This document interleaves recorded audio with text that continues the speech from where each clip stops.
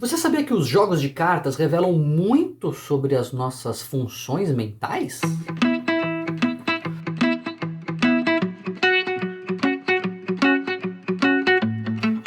Hoje a gente vai falar sobre as nossas funções mentais, sobre a perda das nossas funções mentais e como os jogos de carta podem revelar isso e quem sabe até prevenir um pouco disso. Vamos falar do comprometimento cognitivo leve, vamos falar de jogos de carta e de um jogo específico que eu vou recomendar que eu acho muito interessante para a gente manter o nosso cérebro ativo. Tudo isso assim que você se inscrever aqui no canal, já clicar nos alertas para receber aviso quando tiver vídeo novo e deixar seu like se você acha importante o tema do comprometimento cognitivo leve, do envelhecimento, da perda de memória e se você gosta desses jogos que eu costumo comentar aqui. Tem uma história que eu queria contar logo de saída que eu lembrei quando eu estava preparando esse vídeo de ter lido uma matéria no jornal já faz muito tempo, mas era uma matéria um pouco incômoda, assim, que tenha bem a ver com o que a gente está falando. Era uma reportagem em asilos, em casas de repouso, em casas de moradias para idosos, lá no Reino Unido. E no Reino Unido é comum um jogo de baralho chamado Bridge. Eu não tenho muita ideia de como se joga Bridge. Não tenho muita não. Eu não tenho nenhuma ideia de como se joga Bridge, mas dizem que é o xadrez das cartas. Então é um jogo sofisticado. Quando você lê os livros da Agatha Christie, sempre tem alguém jogando Bridge.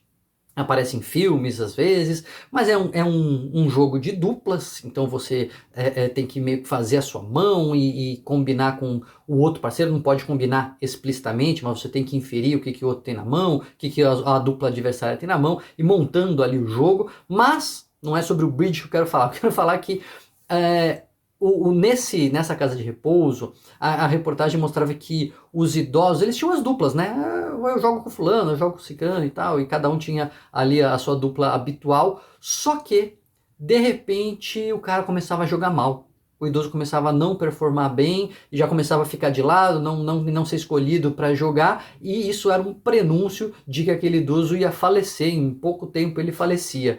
Então, quando a pessoa começava a ser preterida, quando ela começava a não ser escolhida ali para fazer dupla, para entrar no jogo, aí o pessoal já ficava ali preocupado, falava assim, puxa vida, ele já deve estar chegando a hora dele. Meio macabra, né, a história, mas mostrava justamente que o bridge, ele como qualquer jogo e como jogos de carta mais sofisticados, ele recruta funções mentais bastante sofisticadas e que quando o sujeito começa a perder, ele já não consegue jogar tão bem. Isso num idoso que não tem demência, né? A gente está pensando num idoso saudável que está bem, não é um idoso demenciado que está morando lá por estar demenciado, mas de repente ele sempre veio bem, de repente começa a perder, essa perda cognitiva já sinalizava que a vida estava chegando ao fim. Interessante como as cartas, né, o jogo de carta, ele recruta realmente nossas funções mentais. Pensando nisso, não sei se pensando nessa história, mas pensando nesse recrutamento que os jogos fazem dos nossos neurônios, um grupo de psicólogos teve uma ideia muito interessante e resolveu investigar se o jogo de paciência, aquele que vem no Windows instalado desde os anos 90, lá o Klondike, que é o tipo de paciência, tem vários tipos de paciência, né? Vários tipos de jogos solitários ali com baralho, mas se o Klondike poderia ser um instrumento de avaliação das funções cognitivas dos idosos. O que eles fizeram? Então, eles foram jogar e ficaram testando ali o jogo algumas vezes e foram fazendo uma lista de todas as funções, de todos os comportamentos que eram exibidos ao longo do jogo. Então, clicou uma carta, escolheu uma carta, mudou de uma pilha para outra, escolheu a pilha errada, escolheu a pilha certa, clicou demais, clicou muitas vezes, ficou muito tempo parado, ficou ali paradão sem fazer nada. Eles foram catalogando todos os comportamentos que eles podiam perceber, que eles poderiam observar ao longo de uma partida da paciência lá, Klondike, e depois foram correlacionar esses comportamentos a determinadas funções cognitivas. Então, fizeram lá uma lista. Bom, escolher a carta tem que ter reconhecimento visual, saber onde pôr, tem que ter habilidade motora, tem que ter o raciocínio abstrato para poder fazer as contas ali e escolher onde vai, memória para saber a carta que já foi, para saber onde que pôs aquela outra carta. Foram fazendo todas essas correlações entre as funções executivas e os comportamentos que eram exibidos ao longo do jogo. E eles chegaram à conclusão, depois de fazer vários testes, depois de passar por outros profissionais de saúde não envolvidos com a criação dessa escala, né? Então eles criaram essa escala e depois submeteram a outros profissionais de saúde, chegaram à conclusão que era possível identificar pelo menos 5 funções cognitivas altamente requeridas no jogo de paciência lá do Klondike. A atenção, as funções executivas, que são aquelas funções que nos ajudam a executar tarefas, então memória de trabalho, planejamento, pausa, o reconhecimento de objetos, a abstração, raciocínio abstrato, muito importante ali, porque você está falando de um jogo que é abstrato mesmo, e a memória. O que eles perceberam? Que ao observar uma pessoa jogando aquele jogo, era possível você ter indícios de déficits nessas funções. Como os comportamentos não são isolados, então não é como numa avaliação neurocognitiva, que você tem um teste específico para testar só a memória. Ali era uma situação de vida real que às vezes em selecionar uma carta e levar para a pilha certa, você tem várias coisas, desde o reconhecimento do objeto até a memória para saber onde você está levando, e a coordenação motora, tem várias coisas ao mesmo tempo. Os profissionais chegaram à conclusão que não era possível individualizar, não era possível dizer esta função serve para isso, ou esta jogada indica déficit aqui. Mas era possível sim, a partir do padrão de jogo das pessoas, inferir ali determinadas perdas cognitivas, sobretudo nessas funções que estavam mais evidentemente envolvidas no jogo. Isso foi um pôster, né, que a gente chama, foi uma apresentação de um trabalho num congresso muito interessante, um congresso que tem sobre a interação entre o homem e o computador, é um congresso que fala de jogos eletrônicos, de computação, de envelhecimento, de educação, enfim, fala de uma série de aspectos do jogo, mas esse me chamou a atenção porque, embora tenha sido feito o teste no computador, é óbvio que é praticamente ali o mesmo jogo de você fazer com o baralho mesmo. Então, o jogo de paciência, ele requer bastante do nosso cérebro, e se ele requer bastante do nosso cérebro, pode ser uma maneira também de manter o nosso cérebro ativo. Se serve para avaliar se essas funções estão adequadas, a gente se engajar nesse tipo de jogo também vai estimular a nossa memória, estimular a nossa atenção, o nosso raciocínio abstrato, vai ser uma forma de exercitar isso. E acabou de sair um jogo muito legal, eu achei esse jogo muito legal mesmo, que me lembrou um pouco dessa ideia do jogo de paciência, porque ele não é exclusivamente um jogo para se jogar sozinho, mas tem uma possibilidade de se jogar sozinho que é extremamente divertida, que é este jogo aqui, ó, vem numa caixinha, linha Pocket da Paper Games, a editora que lançou esse jogo. Eles têm uma linha de jogos pequenos, que vem nessas caixinhas pequenas, que é a linha Pocket, e esse se chama Palm Island. Palm Island é um jogo que pode ser jogado sozinho ou pode ser jogado com quantas pessoas você quiser. Aí cada um vai ter que ter, cada dupla vai ter que ter uma cópia do jogo, mas dá para jogar numa grande turma. Por quê?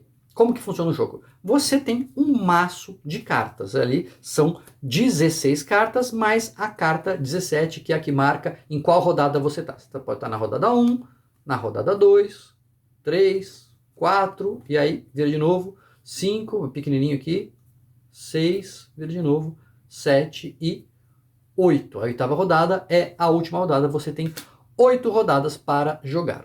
Você joga com ele, você bota ali, faz o seu maço, pega ali, vem 2 maços no jogo, então dá para jogar em 2 pessoas, mas se você quiser mais gente, dá para cada um pegar a sua cópia, pega o seu macinho de cartas e põe essa carta de rodada no final do maço ali, no final do baralho. Você sabe quando chegar, então você vai usando as cartas, quando chegar aqui, acabou a primeira rodada, você vira e aí vai tudo de novo, quando chegar ali, acabou a segunda rodada, quando acabar a 8ª rodada, o jogo terminou. Eu vou colocar as cartas grandes aqui para vocês entenderem como é que funciona. As cartas, elas têm duas áreas, ela é dividida em dois. Vamos pegar o exemplo dessa primeira carta aqui, a Canoaria. A Canoaria, você vê que ela tem um peixe, então ela me dá um peixe, dependendo da forma que eu usá-la, a gente vai ver. Grátis, eu tenho esse ícone verde que eu posso pôr de lado, pôr de lado, isso me diz que eu tenho um peixe e eu vou poder gastar. Gastar é voltar ele para o maço. Tá? Então, eu posso de graça deitar essa carta aqui e isso vai me dar um peixe para gastar em outras ações. Se eu gastar, eu viro ela para cá.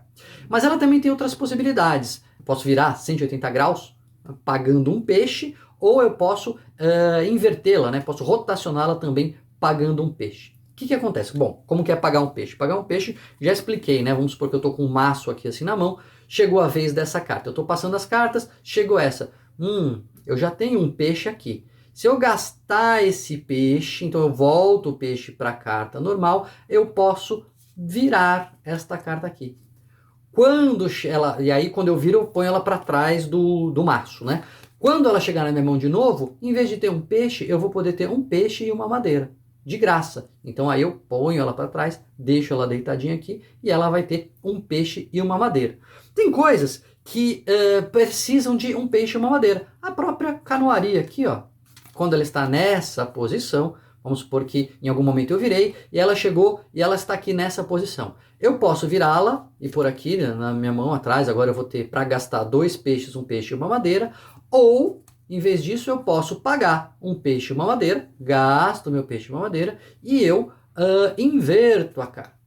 Inverto, da próxima vez que ela chegar na minha mão, em vez de dar um peixe e uma madeira, ela vai poder me dar 2 peixes e uma madeira. Essa é a mesma lógica para, por exemplo, a madeireira, né? Uma outra carta de recurso. Se eu viro, eu tenho uma madeira. Se eu desviro, eu gasto a madeira. Se eu pagar aqui o custo, eu posso ir melhorando, né? Fazendo melhorias aqui dos meus recursos. Só que, conforme eu vou virando as cartas, tem cartas que não são de recursos. Tem cartas que são só para dar pontos. Então, a habitação, por exemplo, ela vem assim no baralho, ela não me dá ponto nenhum. Na primeira vez que eu viro a carta, ela passa a me dar um ponto. Se eu conseguir virar, pagar aqui o preço quando ela voltar na minha mão, eu conseguir virar, ela passa a me dar 3 pontos. E se eu conseguir juntar tudo isso, quando ela voltar na minha próxima vez na minha mão, eu virar, ela vai me dar 6 pontos.